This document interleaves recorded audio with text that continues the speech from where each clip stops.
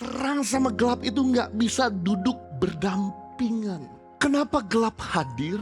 Karena ketiadaan terang. Ketika terang hadir, gelap sirna. Jadi kalian sebagai terang dunia tidak bisa bermain di gray area. Tidak bisa punya kelakuan. Hari ini kita berapi-api, besok redup api ya.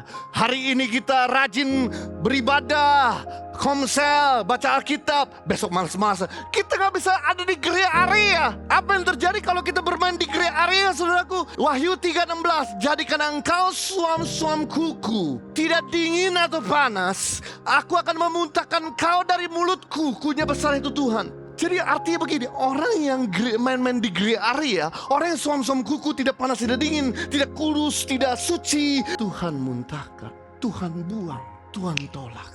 Kalau engkau gak mau ditolak Tuhan, jangan bermain di gray area.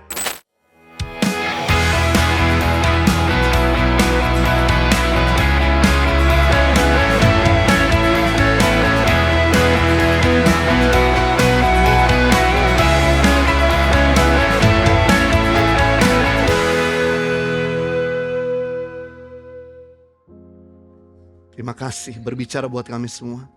Sampaikan isi hatimu dengan cara yang mudah dimengerti. Biar kebenaranmu dijatuhkan di hati kami. Biarlah kebenaranmu membukakan pengertian kami.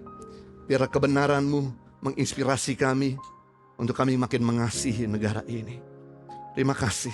Sementara kami mendengar firman Tuhan, biar yang sakit disembuhkan, yang lemah dikuatkan, yang putus pengharapan diberi pengharapan yang baru. Bahkan kami yang berkekurangan Tuhan cukupkan. Kami yang sedang ada di titik terendah dalam hidup kami, Kau boleh bangkitkan. Apapun situasi yang sedang kami hadapi, hamba berdoa, campur tangan-Mu akan selalu memberikan kelegaan. Hamba memberkati mereka memasuki minggu bulan baru di Agustus ini. 7 bulan lamanya Kau menyertai mereka. Tuhan yang sama menyertai mereka sepanjang bulan Agustus ini. Mereka boleh terus naik dan turun. Mereka terus produktif. Mereka terus sehat. Mereka terus berkemenangan. Mereka selalu dibantu oleh Tuhan. Dalam segala pergumulan, setiap air mata, setiap tangisan yang mereka curahkan di hadapan Tuhan, Engkau dengarkan mereka. Jangan biarkan Engkau membiarkan mereka tergeletak. Tapi justru Engkau boleh mendengarkan cerita mereka. Terima kasih, beri mereka tahu bahwa mereka gak sendirian. Ada Tuhan yang bersama dengan mereka. Di dalam nama Tuhan Yesus Kristus, setiap kita yang siap diberkati firman Tuhan sama-sama katakan, amin. Silakan duduk kembali Bapak Ibu Saudara semua. Kalau saudara senang dengan sebuah judul khotbah, saya bisa khotbah dengan tema berdampak menjadi terang dunia. Saudara mesti tahu bahwa di dalam kehidupan kita punya 2 visi. Yang pertama, visi pribadi. Yang kedua, visi global. Visi pribadi masing-masing orang bisa berbeda-beda. Tapi berbeda dengan visi global. Visi global adalah visi dari Tuhan untuk setiap orang percaya. Berarti setiap kita yang percaya Tuhan, kita punya visi global. Apa itu visi global? Yang pertama, menjadi seperti Kristus. Karena grand design pertama kali Tuhan menciptakan manusia, yaitu menjadi serupa dan segambar dengan Allah. Namun akibat dosa merusak gambaran Allah menjadi gambaran seperti iblis. Itu sebabnya kalau Anda gak punya hati, gak punya visi menjadi seperti Kristus, maka Anda akan menjadi seperti iblis. Dan tentu orang tuamu, anakmu, suamimu, istrimu tidak mau Anda menjadi seperti iblis. Mau gak mau Anda ikuti visi Tuhan, menjadi seperti Kristus. Matius pasal 5 ayat 48, karena itu haruslah kamu sempurna sama seperti Bapamu yang di sorga adalah sempurna. Kata sempurna di sini bukan artinya saudara nggak bisa bikin dosa sama sekali. Tapi kata sempurna di sini artinya saudara mau bangkit dari kebodohanmu. Saudara mulai move on dari dosamu. Saudara mulai maju dan bertumbuh dari sifat childish. Itu arti sempurna. Selama saudara masih ada niat untuk bangkit, it doesn't matter saudara jatuh berkali-kali, it doesn't matter saudara masih gagal berkali-kali, tapi selama saudara masih punya hati untuk bangkit, Tuhan hargai. Karena itu visi untuk mencapai keserupaan seperti Kristus. Yang kedua, visi global setiap kita, yaitu menjadi garam dan terang dunia. Menjadi berdampak, berkarya nyata, berpengaruh, menjadi berkat, menjadi agen perubahan. Sudah bisa bayangkan kenapa Tuhan titipkan kita umur di planet ini? Kenapa nggak dari dulu Tuhan tempatkan kita di surga? Kenapa Tuhan harus kirim kita mendarat di bumi 70 tahun, 80 tahun, kalau mampu 90 tahun, 100 tahun, lalu kita kembali lagi ke surga? Kenapa Tuhan titipkan umur? Karena Tuhan mau kita berkarya di dunia ini. Sebab waktu di surga semua sudah sempurna. Tidak ada orang susah di surga. Tidak ada orang prasejahtera di surga. Tidak ada orang cacat di surga. Tidak ada orang menderita di surga. Semua orang happy, bahagia, sempurna, sejahtera di surga. Itu sebabnya Tuhan titipkan kamu umur untuk kamu berkarya di planet ini. Manusia mati meninggalkan nama baik. Nama baik apa yang kamu tinggalkan di planet ini? Matius pasal 5 ayat 13. Kamu adalah garam dunia. Jika garam itu menjadi tawar, dengan apakah ia diasinkan? Tidak ada lagi gunanya selain dibuang dan diinjak orang. Ayat 14, kamu adalah terang dunia. Kota yang terletak di atas gunung tidak mungkin tersembunyi. Perhatikan baik-baik, Tuhan Yesus ngomong pada waktu itu di depan calon murid-muridnya di kota Tiberias. Sebelum dia punya murid-murid, dia berkata, kamu adalah garam dunia. Kamu adalah terang dunia. Saya beritahu, garam dunia, terang dunia bukan prestasi, tapi identitas. Kalau prestasi cuma sebagian orang yang bisa menggapainya. Cuma orang-orang intelektual, cuma orang-orang yang ada di panggung, cuma hamba-hamba Tuhan yang bisa menjadi berkat buat dunia. Hei, menjadi garam dan terang dunia bukan prestasi, tapi identitas setiap orang percaya. Namun masalahnya karena dosa merusak identitas kita, merusak gambaran Kristus. Karena dosa membuat kita tidak lagi jadi garam dunia, tapi jadi batu sandungan. Saya beri contoh. Waktu manusia jatuh dalam dosa, Kain yang harusnya menjadi brother keeper buat Habel, yang harusnya menjadi pelindung, penjaga buat adik kandungnya bernama Habel, karena dosa merusak identitasnya yang harusnya menjadi pelindung, tapi justru menjadi intimidator dan pembunuh adik kandungnya sendiri. Dosa merusak identitas seseorang. Karena dosa, harusnya seorang suami yang harusnya menjadi penyedia bagi istri, menjadi pelindung bagi istri, tapi justru menjadi yang menyakitkan dan menjadi batu dan menjadi benalu bagi istrinya. Sebagai seorang istri, identitas kita adalah sebagai seorang penolong bagi suami, tapi karena dosa membuat kita jadi perongrong dan beban bagi suami kita. Dosa merusak identitas kita. Itu sebabnya penting untuk kita kembali kepada identitas kita, agar kita menjadi garam dan terang dunia. Dan menarik, kata dunia dalam bahasa Yunani artinya G-E, tempat di mana kaki kamu berpijak. Kata dunia, di mana kaki kamu berpijak, harusnya menjadi garam dan terang. Jadi Anda nggak usah beban mental. Wow, bagaimana saya bisa diberkat buat dunia ini? Bagi keluarga saya aja saya belum tentu bisa jadi berkat. Kata dunia di sini, dimanapun kamu berada, kau bisa jadi garam. Kau punya potensi, kamu punya kemampuan untuk berkarya, untuk jadi berkat buat mereka. Berarti saudara di kampus, saudara ada di sekolah, saudara ada di rumah, saudara ada di tempat pekerjaan, saudara ada di komplek perumahan saudara, ada di kota dan bangsa saudara punya kemampuan dan saudara punya identitas adalah menjadi berkat. Nah, kita belajar sekarang bagaimana kita berdampak lewat arti kata terang. Kata terang punya 3 arti. Yang pertama, kata terang berasal dari bahasa Yunani yang artinya adalah tos. Berasal dari bahasa Yunani. Nah, kata tos punya arti yang pertama adalah pikiran yang berkualitas. Jadi kalau bagi orang Yunani atau bagi orang Yahudi, ketika mendengar kata terang adalah pikiran yang berkualitas. Jadi terang itu bukan cahaya yang menyebar, tapi terang itu dari pandangan filosofi orang-orang Yunani, yaitu kualitas pikiran yang menyebar. Kalau Anda menyebut diri terang, berarti pikiranmu harus berkualitas. Saya kasih tahu sama saudara, sumber pertempuran hidup kita dari lahir sampai kita mati, yaitu di pikiran. Jadi peperangan kita bukan orang di depan. Peperangan kita bukan orang di sebelah kita.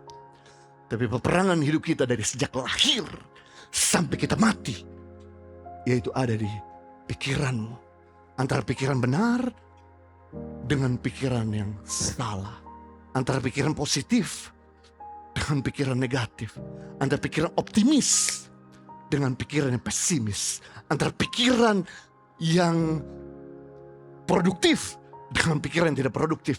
Antara pikiran masa lalu dengan pikiran masa depan.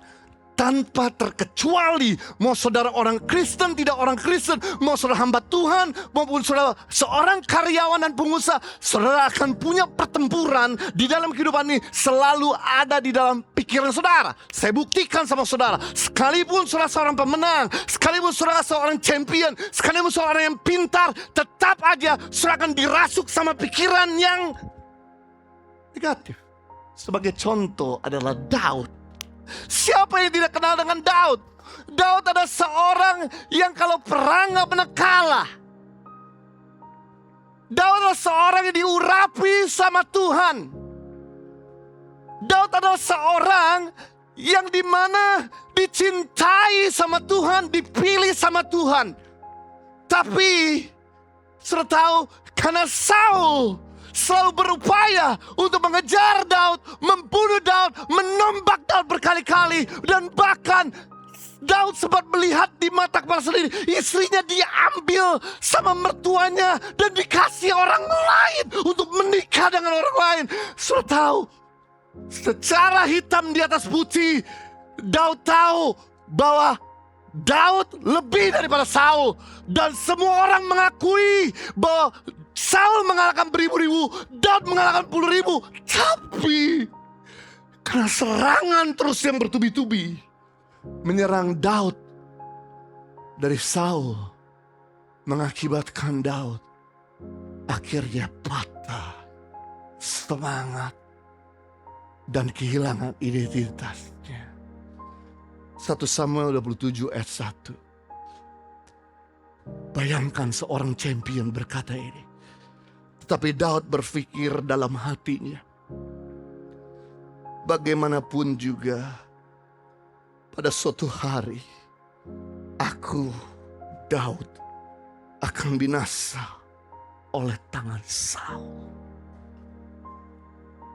Wow.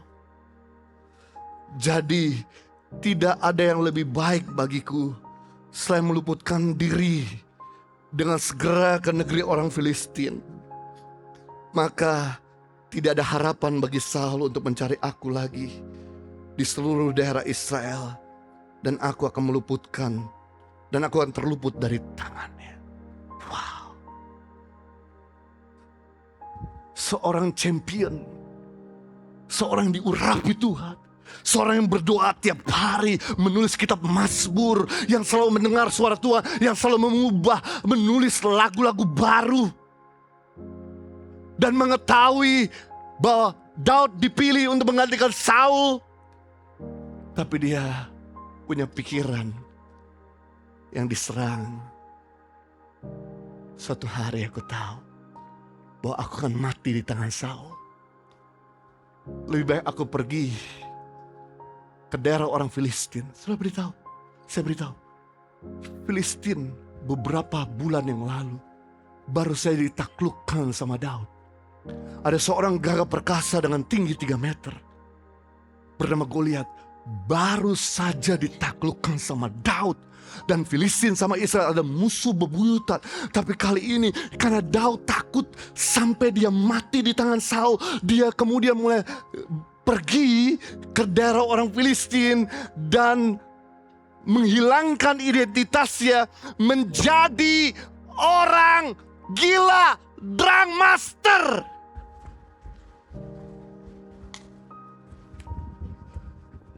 Orang Filistin berkata, bukankah dia yang mengalahkan Goliat? Kenapa dia jadi orang gila? Man, pikiran negatif merusak identitas kita. Dari seorang pemenang jadi seorang pecundang. Dari seorang yang sehat jadi orang gila. Dari orang yang kuat jadi orang yang lemah. Jadi dari seorang pemenang jadi pecundang. Dari orang yang optimis jadi pesimis. Dari orang yang percaya Tuhan jadi orang yang tidak percaya Tuhan. Nih,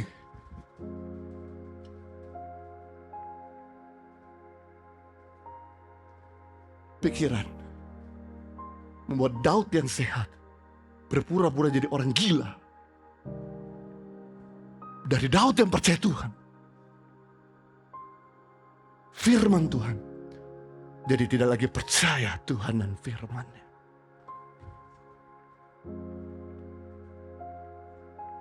Itu sebabnya penting di sini, saudara, untuk kita mendetoks pikiran kita. Karena pikiran itu seperti kontainer. Apa saja yang kau pikirkan, itu yang akan kau kembangkan. Itu yang akan kau perbesar dalam pikiranmu.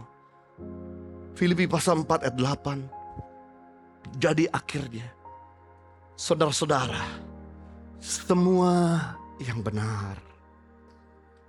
2, semua yang mulia. 3, semua yang adil. 4, semua yang suci. 5, semua yang manis. 6, semua yang sedap didengar. 7, semua yang disebut kebajikan. 8, semua yang patut dipuji. Pikirkanlah, renungkanlah semuanya itu. Kata pikirkanlah semua itu dalam bahasa Yunani logisomai. Logisomai artinya jadikan inventaris otakmu. Jadikan itu data di kepalamu. Inventaris adalah daftar barang milik. Jadikan arsipmu. Jadikan file di pikiranmu. Itu arti dari pikirkanlah semuanya itu. Artinya ada 8 data, ada 8 file yang harus kamu pikirkan. Tolak yang bukan 8 file ini. Buang, delete, audit semua yang bukan file data ini. Tapi masukkan dan rekam semua 8 data ini. Yang pertama, benar. 2, mulia, kualitas. 3, adil. 4, suci. 5, manis, sedap didengar, disebut kebajikan, dan patut dipuji. Pikirkanlah, jadikan itu file di memori kepalamu. Hei, saya baru-baru ini terserang sama pikiran negatif. Saya baru pulang dari Australia mengunjungi orang tua. Adik, kakak ipar, adik ipar, cousin saya semua. 1 tahun 1 kali saya pulang ke Australia. Untuk ketemu sama mereka. Pada waktu saya kemarin ke Australia. Kami permanent resident Australia. Permanent resident punya fasilitas yaitu Medicare. Medicare ini punya tempo cuma 5 tahun yang harus diperpanjang. Untuk berobat gratis, ke dokter gratis, ke rumah sakit gratis. Setelah lebih daripada 16 tahun saya meninggalkan Australia. Biasanya tiap kali saya perpanjang Medicare, saya selalu diperpanjang, gak ada masalah. Maupun saya udah tinggal di Indonesia. Ini membuat saya punya fasilitas setiap tahun saya check up darah di sana secara gratis. Tapi waktu saya perpanjang, hendak memperpanjang Medicare saya yang sudah kadaluarsa. Lalu kemudian pemerintah Australia berkata, kali ini kamu tidak lagi bisa diperpanjang kartu Medicare kamu. Karena kamu sudah meninggalkan terlalu lama Australia. Ada di luar Australia. Sekalipun anakmu citizen, sekalipun kamu orang aborigin, penduduk asli Australia, kalau kamu meninggalkan Australia begitu lama, kamu gak punya hak lagi untuk menerima fasilitas pengobatan gratis. Sedih. Langsung pikiran negatif berat. Lu sih tinggal di Indonesia. Coba lu tinggal di Australia. Lu masih bisa nikmati pengobatan gratis. Sekarang mau gak mau lu harus bayar. Check up darah bayar, semua serba bayar. Lalu kemudian anak saya 2 tahun lagi udah gak bisa tinggal di Indonesia. Karena umur 21 tahun, Indonesia tidak mengizinkan 2 warga negara. Anak kembar saya punya 2 paspor. Mau gak mau saya harus mempersiapkan tempat tinggal buat anak saya di Australia. Betapa kagetnya ketika tahu harga rumah-rumah di Australia, kota Sydney, naik membabi buta. Begitu tinggi. Rumah yang sempat saya jual beberapa tahun yang lalu, sekitar 875.000 Australian dollar, sekarang naik 4 kali lipat. Dan kebetulan yang beli rumah itu adalah teman saya sendiri. Dan dia berkata, "Jo, saya mau jual rumah saya ini. Karena saya udah tinggal berdua, anak-anak saya sekarang sudah satu di Amerika, satu di Jerman. Saya tinggal berdua sama suami saya.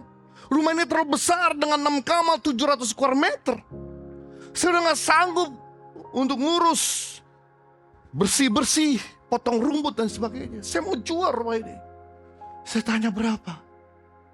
Betapa kaget dia waktu dia menyebutkan angka value rumah itu naik 4 kali lipat.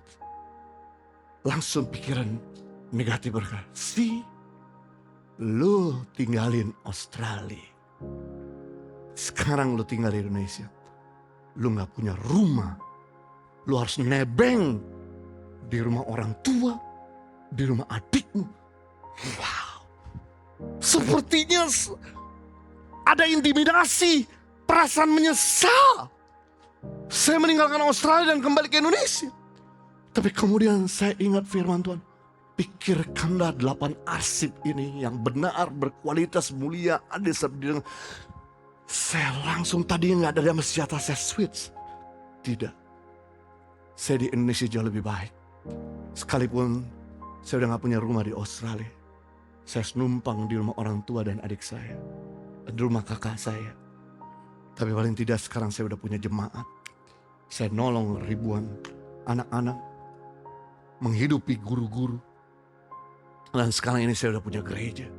Dan saya punya purpose yang jauh lebih besar daripada waktu saya tinggal di Australia. Kalau saya masih tinggal di Australia, mungkin saya cuma jadi berkat buat anak kandung saya.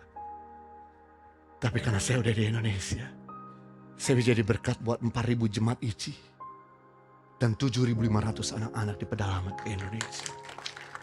Man, ini selalu diserang sama iblis. Makanya penting untuk kita detox pikiran kita dengan firman Tuhan. Pikirkanlah 8 arsip firman Tuhan. Yang kedua, arti kata terang atau tos. Yang kedua artinya manifestasi dari terang atau kelakuan yang berkualitas. Yang pertama kata terang adalah pikiran yang berkualitas. Yang kedua adalah kelakuan yang berkualitas. Dan listen to me. What you think determine what you act. Pikiran Anda akan menentukan tindakan Anda. Berarti tindakan Anda adalah buah dari pikiran Anda.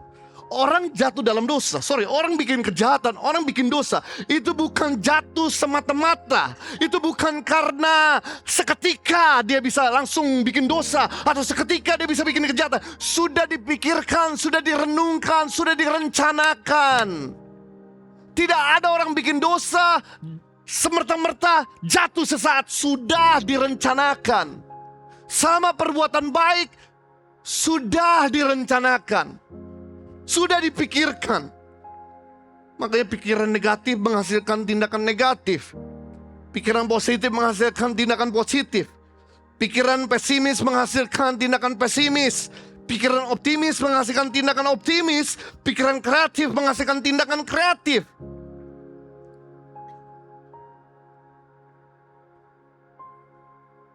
Berhati-hatilah dengan perilaku saudara. Berhati-hatilah dengan perkataanmu. Jadilah bijak dalam perbuatanmu. Why? Because what you tolerate will dominate you. Apa yang Anda toleransikan akan menjajah dan menguasai Anda. Apa saja yang Anda toleransikan akan menguasai dan menjajah Anda. Orang terikat dengan rokok bukan karena orang itu lahir menjadi seorang perokok. Saya gak pernah lihat baby di rumah sakit bersalin manapun lahir ceprot. Oh mama, can I have smoking please? Orang terikat dengan rokok karena mulai mentoleransikan 1, 2, 3 batang jadi terikat. Orang terikat dengan pornografi bukan karena orang itu lahir suka nonton pornografi. Tidak ada baby lahir di planet ini ceprot. Papa, can I see blue film please? Kenapa orang bisa terikat dengan pornografi? Karena mulai mentoleransikan gambar-gambar cabul jadi terikat. Orang selingkuh nggak pernah terjadi semerta-merta seketika itu juga, hari itu juga. Orang selingkuh karena mulai mentoleransikan orang ketiga lebih dekat dari pasangan hidupmu.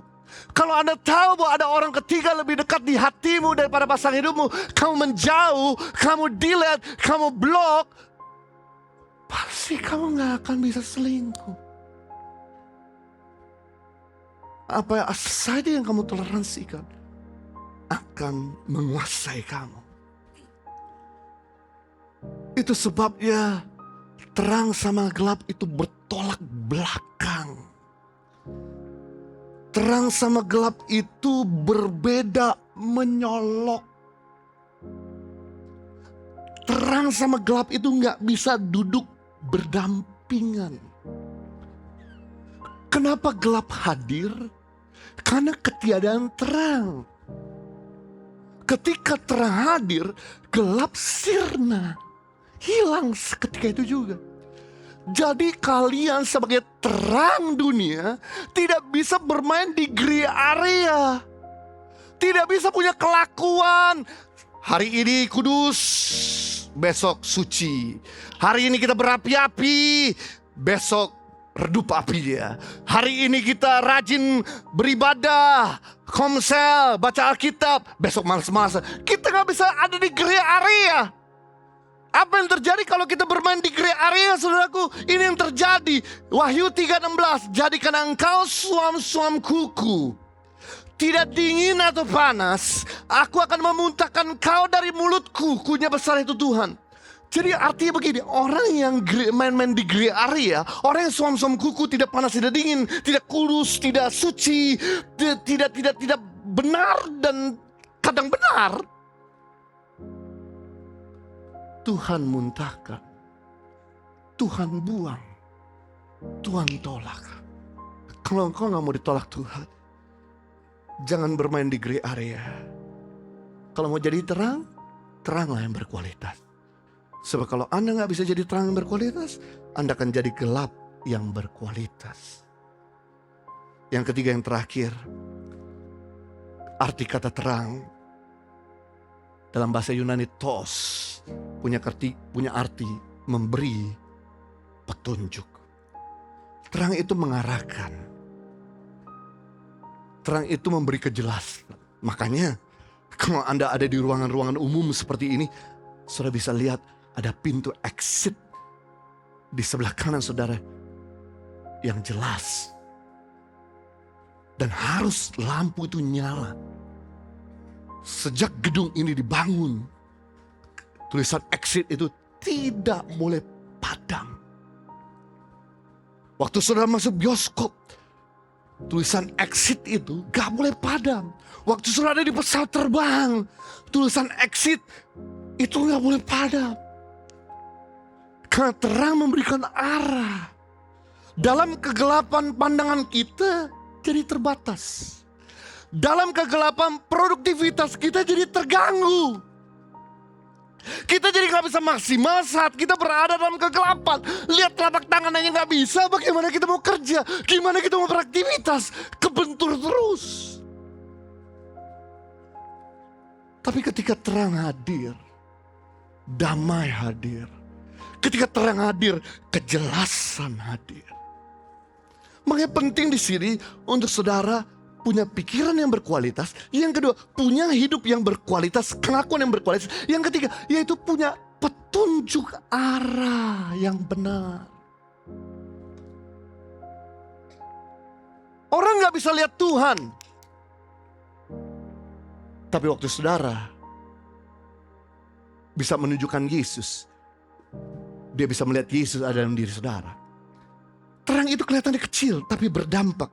Mazmur 119 ayat 105. Firman-Mu itu pelita bagi kakiku dan terang bagi jalanku.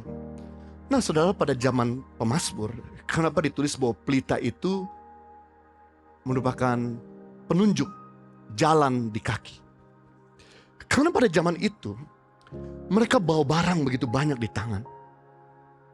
Dan mereka taruh pelita atau lilin di sepatu mereka bagian depan. Jadi sepatu mereka di depan itu ada seperti taruh tempat menaruh lilin. Jadi mereka gak pernah tahu ujungnya, tapi mereka harus melangkah dengan berani untuk mencapai tujuan mereka. Kalau mereka gak pernah melangkah, mereka gak akan pernah tahu tujuan. Itu sebabnya dengan mereka melangkah, mereka ketemu terang sebagai penunjuk. Ketemu terang, ada lubang di situ, mereka menghindar.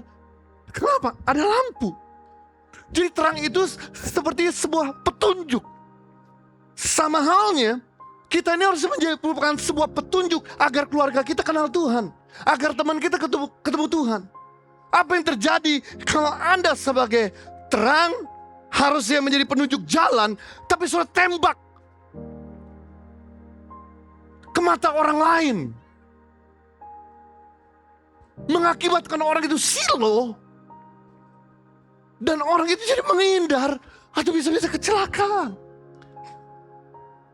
Penting di sini saudara sebagai terang, kalau ketemu orang berdosa bukan diintimidasi dengan ayat, tapi justru harus dibimbing agar mereka bisa menemukan jalan yang benar, agar mereka bisa menemukan keselamatan dan menemukan Tuhan. Hal yang sama selama Yesus tinggal di bumi, dia tidak pernah mengintimidasi, dia tidak pernah menghakimi orang. Ketika dia duduk makan dengan Matius, seorang pemungut cukai, yang dilakukan adalah Yesus ngomong dan mengarahkan. Akhirnya Matius bertobat. Ketika dia ketemu dengan Sakius di atas pohon, Yesus tidak berkata, bertobat kau Sakius, turun ke gereja lo, mati masuk neraka lo. Ya, Yesus lakukan adalah dia bangun hubungan. Sakius, ngapain kau di atas? Turunlah, saya mau makan di rumah kamu. Wow, betapa senangnya waktu itu semua orang benci sama Sakius. Semua orang ngeblok. Dia punya Facebook dia, TikTok dia, media sosial ya. Semua orang gak mau bersahabat sama dia. Tiba-tiba kok ada orang yang mau bangun hubungan, namanya Yesus, yang dikagumi semua orang. Itu sebabnya dia turun ke bawah dan berkata, betapa senangnya aku hari ini. Yesus, bolehkah aku mengundang semua orang yang pernah sakit hati sama aku? Why not? Dan di tengah-tengah Yesus lagi makan, Sakeus berdiri dan berkata kepada orang banyak yang diundang.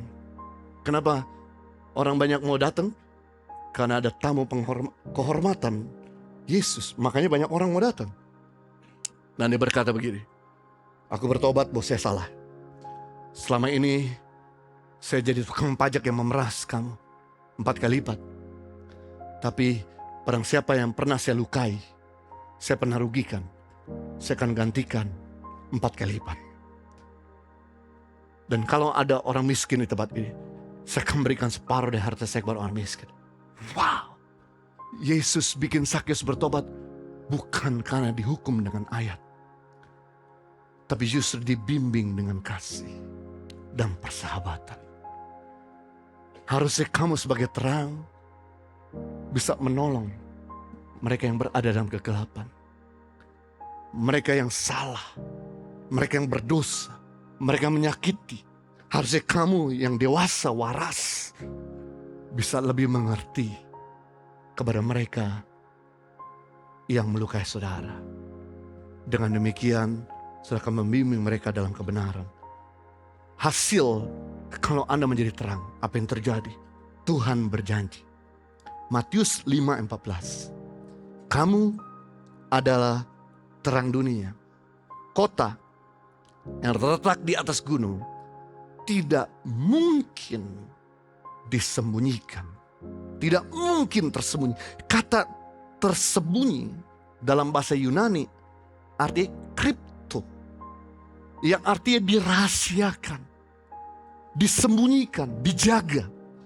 Kata kripto dipakai oleh film Justice League yang merupakan adalah sumber kelemahan Superman. Superman adalah seorang yang gak pernah terkalahkan dengan apapun juga. Tapi Superman punya kelemahan, yaitu ketika dia ketemu dengan Kryptonite. Itu sebabnya Kryptonite atau kripto itu dijaga, dirahasiakan, disembunyikan. Karena ini merupakan zat atau radiasi yang bikin Superman jadi lemah.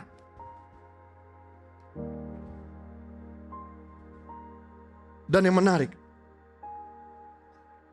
kata tidak tersembunyi artinya begini, Tuhan tidak akan rahasiakan kamu. Tuhan tidak akan sembunyikan kamu. Waktu kamu jadi terang, Tuhan akan pamerkan kamu. Tuhan akan promosikan kamu. Tuhan akan angkat kamu. Seperti Ayub. Ketika iblis datang kepada Tuhan, lalu kemudian Tuhan berkata kepada iblis, dari mana aja kau? Saya jalan keliling-keliling. Langsung Tuhan memamerkan Ayub. Tidakkah kamu melihat Ayub, seorang yang takut akan Tuhan, menjauhi kejahatan, berlaku adil, menjauhi suap? Tuhan mempromosikan Ayub. Ayat terakhir, Ayub 1 ayat 8, lalu bertanyalah Tuhan kepada iblis, apakah engkau memperhatikan hambaku Ayub? Sebab tiada seorang pun di bumi seperti dia, yang demikian saleh dan jujur, yang takut akan Allah dan menjauhi kejahatan.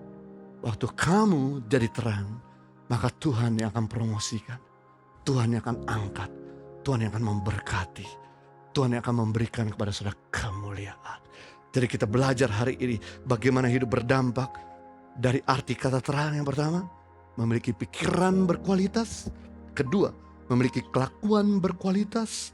Yang ketiga, memberi petunjuk bagi orang-orang yang berada dalam kegelapan. Mari kita berdoa. Bapa di surga, kami bersyukur untuk firman-Mu yang hari ini menolong kami untuk kami bisa membuang ego.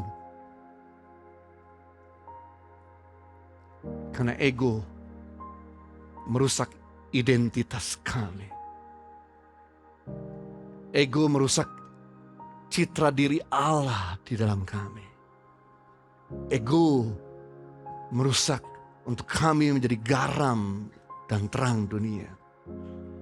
Hari ini kami belajar untuk kami menjadi terang dan berdampak bagi keluarga, bagi teman, bagi pegawai, bagi pemimpin, bagi lingkungan, bagi kota dan bangsa. Yang pertama, kami mau punya pikiran yang berkualitas. Kami mau edit, kami mau detox semua pikiran-pikiran salah, semua pikiran-pikiran yang mengganggu, yang bukan berasal dari Tuhan. Dengan pikiran firman Tuhan yang adil, yang benar, mulia, sedap didengar, sebut kebajikan, yang patut dipuji.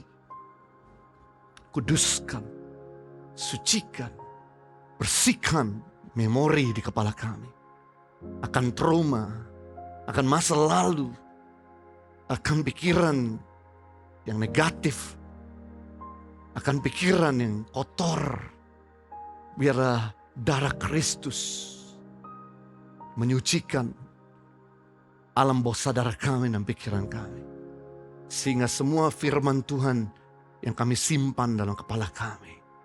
Dan Tuhan bantu untuk kami juga bisa punya kelakuan yang berkualitas.